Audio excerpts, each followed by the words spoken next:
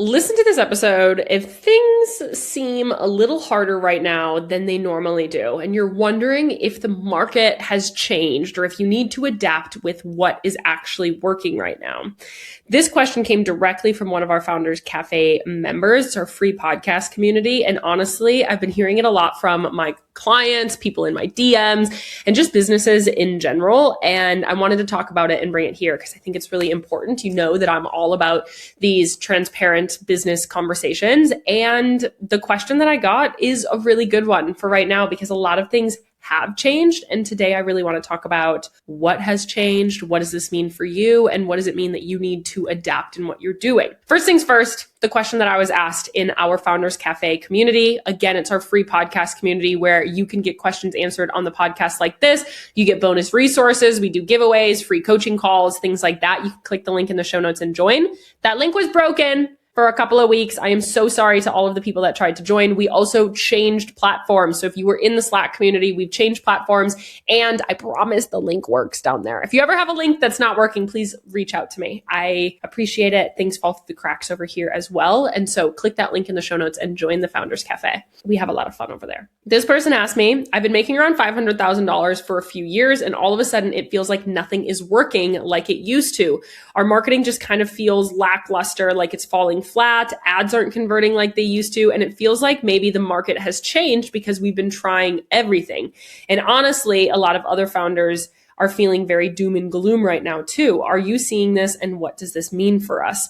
We're answering this in full today. And by the end, you will have a good action list of what it means to change and adapt and what really needs to happen right now and what is actually tangibly going on here. So without further ado, we're going to dive in. My name is Madison Page. I'm a business growth specialist. I work with product brands to help them become the next household name. I teach a very community-led marketing strategy so you can build endless demand for your product that never goes away and you can become that legacy brand that you're really looking for.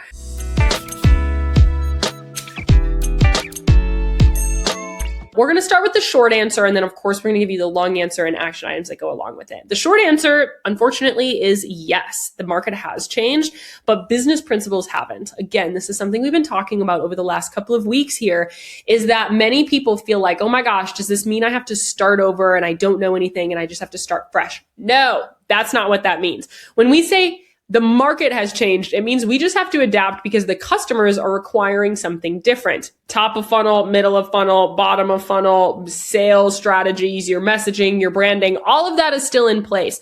So just understand this doesn't mean you need to reinvent the wheel. It just means that we need to adapt. Maybe we need to add a different pillar in your marketing.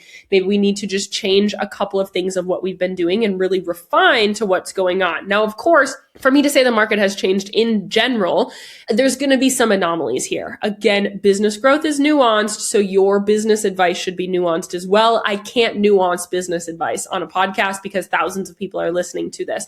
So just understand, take it all with a grain of salt as always, but I'm really seeing across the board. I work with dozens of businesses at a time. I talk to dozens more a month of other businesses, colleagues, everything. And whether you have a service-based business, a product-based business across different industries, it is feeling a little stretchy right now. Basically, it used to be enough to have a pretty product, aesthetic branding, run some ads, and that worked. People would come to your website and it was easy. Truly, that's all you really needed. But today's customer is requiring something a little bit differently. Today's customer is more informed than ever. AI is heavily impacting that. They have more options than ever. Saturation is so high. There has been so many new businesses that have been started in the last 5 years. Everybody wants to be an entrepreneur. So many people are trying businesses. So there's a lot more saturation across many industries. The customer has higher standards because there are so many options there and they know a lot of options and they're having to go and say, okay, I can go and buy a bunch of different ones. Why should I be loyal to one company? Consumer trust in brands has declined while reliance on peer reviews, social proof, and brand transparency has actually increased significantly. So what that tells me is that we're living in a trust economy. People need to trust your brand. But also what's happened is social media has become so incredibly saturated and noisy with people selling to them that people are sick of being sold to. They really don't want to be sold to as much. So major marketing channels are now adapting to not be a marketing channel. They are a community channel. This is what I've been teaching for a lot of years. And it used to be kind of a nice to have, but now it's a need to have. I'm working with corporate companies to help them add community into their marketing because they hadn't done it for a long time.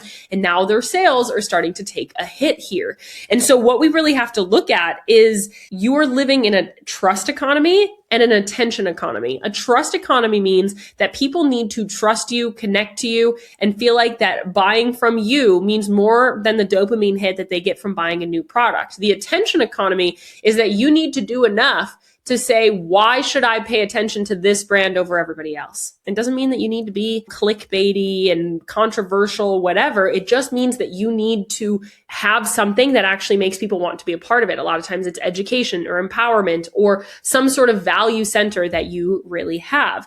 So you're not just competing on product anymore. And it's kind of been this way, but now it's a must have. It's been this way for a while because if you've been around, I've been saying this, but now it's a need to have. If these people would have just listened to me 5 years ago, this is what we've been teaching here. Community is necessary. It used to be a nice to have. It is now a need to have.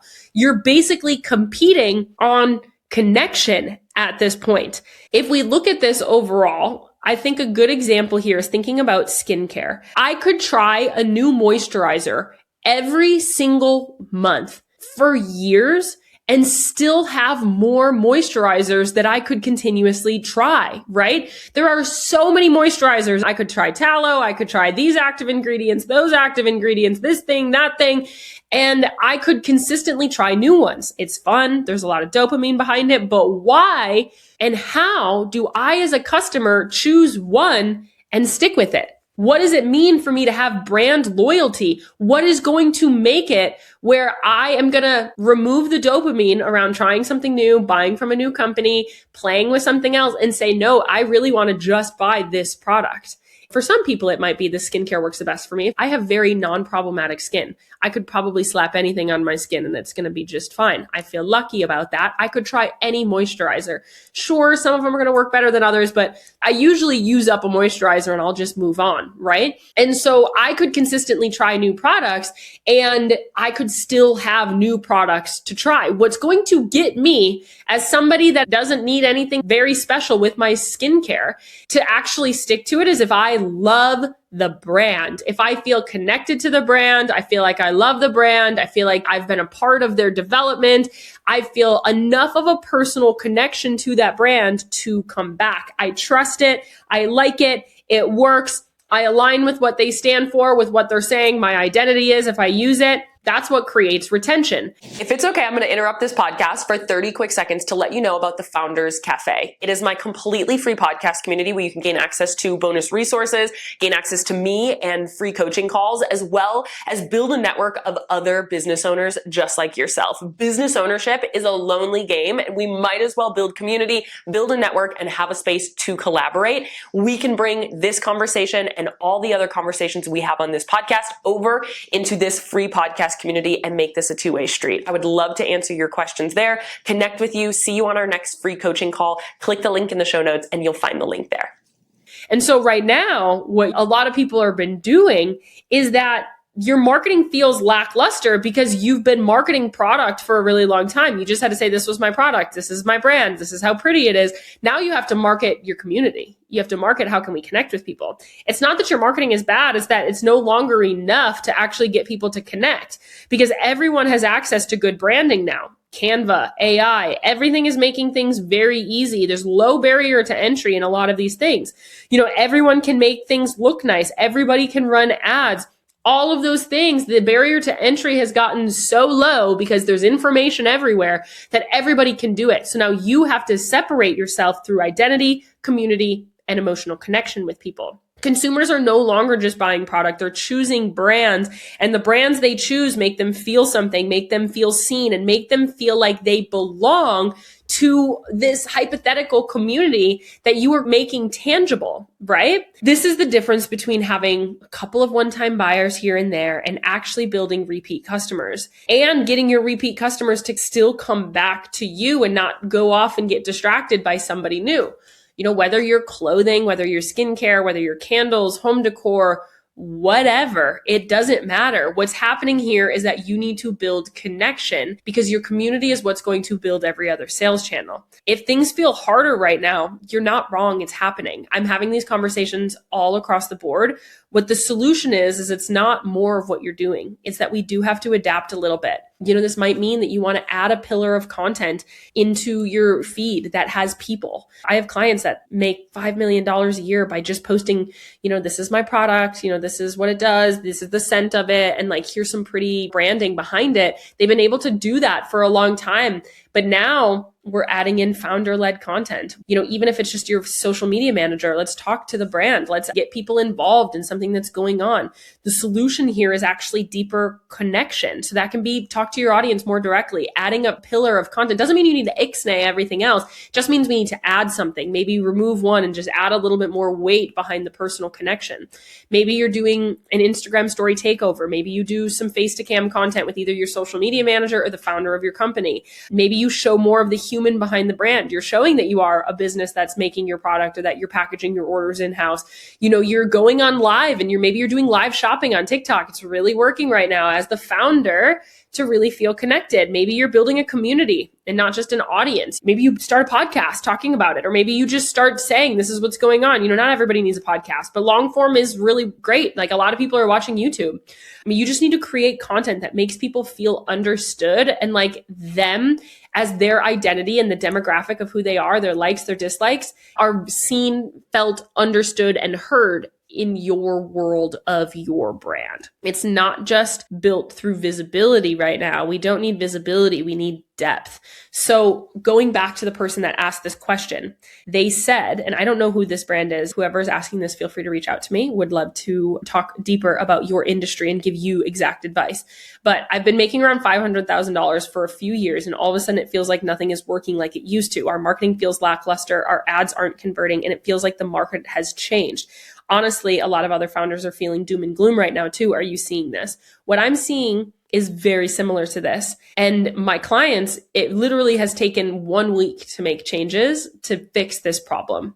So just understand that it's not like this is going to take you months to really figure out. It just means that people need certain messaging, certain content. We just need to shift what you're already doing. It's not more. It's just better. It's just optimized. And so if you were my client, no matter your industry, what I would be doing is, especially because you said your ads aren't converting and your marketing feels lackluster, I would be looking at your content strategy. Your organic content is going to fuel your ads as well, because a lot of people look at your ad and go to your profile and see what's going on. Those are cold people. They don't know anything about you, and they go to your profile and they don't see any humans. They don't see any connection there. They might be a little confused and they're going to bounce. They just didn't feel any connection right away. So what I would do is I would actually look at your pinned posts. I would make sure your messaging is very aligned to the actual emotion that they're going to feel when they use your product. And I would look at your content and make sure that there is a lot of connection driving content on your profile. You can do a lot of things. It's not just content. We can get your audience involved, do some sort of collaboration challenge, something along those lines.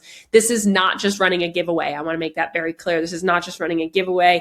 This is adjusting your content pillars, your nurturing action items, and how can we actually get your audience involved in the growth of your business and understanding who your business is at the core. So what I would be doing is auditing your marketing, seeing, are there people, are there faces, is there connection points, are there tripwires to try to get people deeper into your world and understanding your business more. And then I would also look at your ads. If your ads aren't converting, again, I would start with your organic marketing. I have changed people's literally 3 of their pinned posts, and the return on ad spend went from a 1.5 to a 4. The only thing that we changed was their pin posts to really add some of this connection driven, proper messaging there. And so these are small changes, but they do make a really big impact on the growth that you're having. So if you are feeling like the market has changed, you're right. It doesn't mean you're doing something wrong. It means that what you were doing is no longer working. And it's one of those moments that we do have to adapt. I've recorded an episode a week ago or so that was around this idea of these industry leaders that are now obsolete. And it's because they didn't adapt. And we're in that pivotal moment right now. All of these major adaptations, I talked about Peloton with the pandemic. I talked about Blockbuster with the invent of streaming online. And we talk about Lululemon with saturation within its category. they all had this pivotal moment of either saturation, an invention of something, a world event, something happened.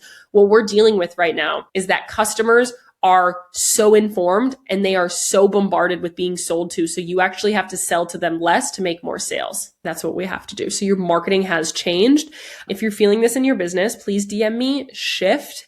And I would love to hear what's feeling off in your business. DM me Shift on Instagram at This Is Madison page. Would love to talk to you specifically. I will give you an audit. I'll look at your business and I'll say, hey, this is what I really see, but I first just want to know what's kind of going on in your business.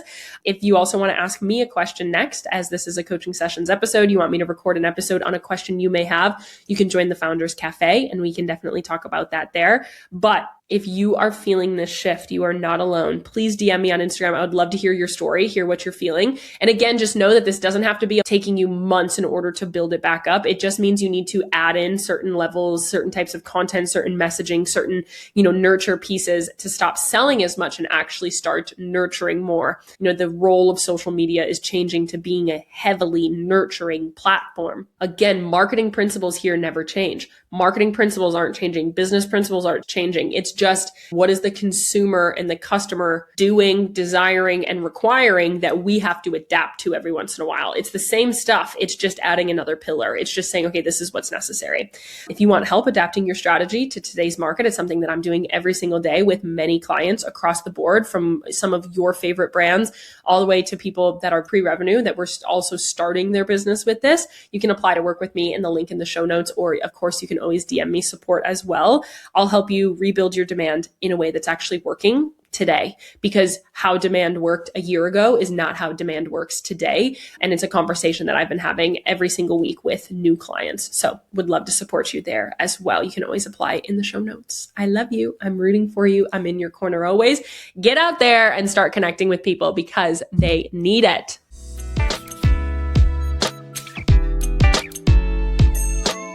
Thank you so much for listening to this episode of the Business Growth Podcast. We put out new episodes every Tuesday and Friday. So if you love this one, make sure that you're subscribed so you never miss a conversation. If you want more conversations with me and other business owners, make sure that you join our completely free podcast community, the Founders Cafe. The link is in the show notes. You can get bonus resources, access to free coaching calls, as well as connect with like-minded business owners like yourself.